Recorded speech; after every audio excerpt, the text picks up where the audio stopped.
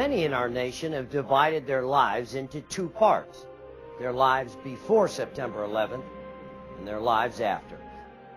On that day, in a twisted act of barbarity, 184 souls perished in a single fiery moment in Arlington, Virginia, when American Airlines Flight 77 was deliberately crashed into the Pentagon.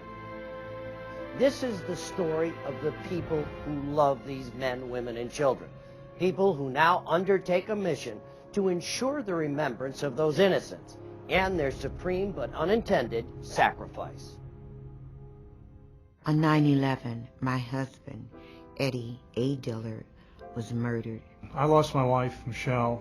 She was flight attendant. There was such a void from the loss of my father. It was my brother, Dave Lajak. I lost my wife, Janice Marie Scott. My husband, Captain Bob Dolan, was killed on 9/11 at the Pentagon. It was very hard for me to comprehend that all of those close friends and colleagues were lost. Our loss was immediate, it was irrevocable, and it was ugly. You know, how will we remember this? We wanted a place that would make people think, but not tell them what to think. I want people to be able to go there to see what happened on that tragic day. I want people to be able to reflect and to renew. Well, in America, the memorials there represent the various chapters in our history. But our history is now. That's the reality of it. The chapters are being written as we speak. And this memorial is about our history. Although you're looking back at an event, you're also thinking about the future. Well, the Pentagon Memorial is a approximately 2-acre park on the west lawn of the Pentagon, right in front of the facade that was hit. There was a design competition that was held, and it really kind of came down to this one. That was the one that Keith and Julie have designed, which is the one we've got. There are 184 memorial units. It's a cast stainless steel bench, essentially, that is cantilevering over an individual pool of water, which I absolutely love. I was very big on having some sort of water at the memorial park. For me, it just has a calming effect. And it's essentially laid out or spread out in a timeline from the youngest to the oldest, aligned with the flight path of Flight 77.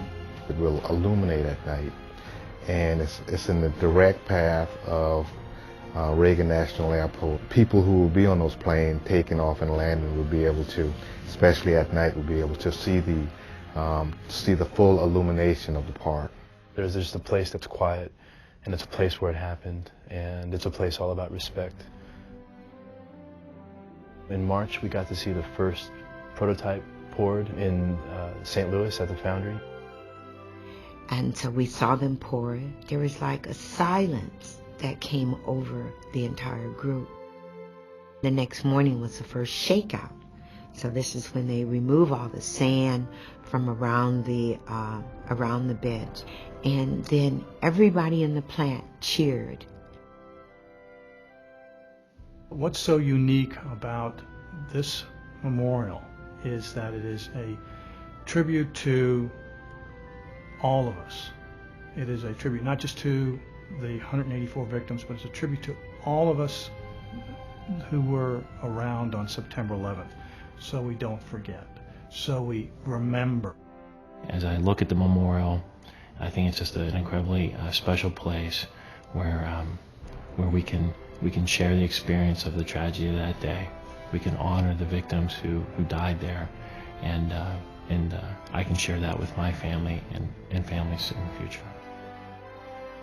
When the memorial is completed and I go there to remember my husband, I will walk in there with such a feeling of pride, of accomplishment, of knowing that he's looking down and he's saying, "You stuck with it? Thank you. You did it for the good of all, not for the good of one." A perfect example of something good coming out of this evil tragedy.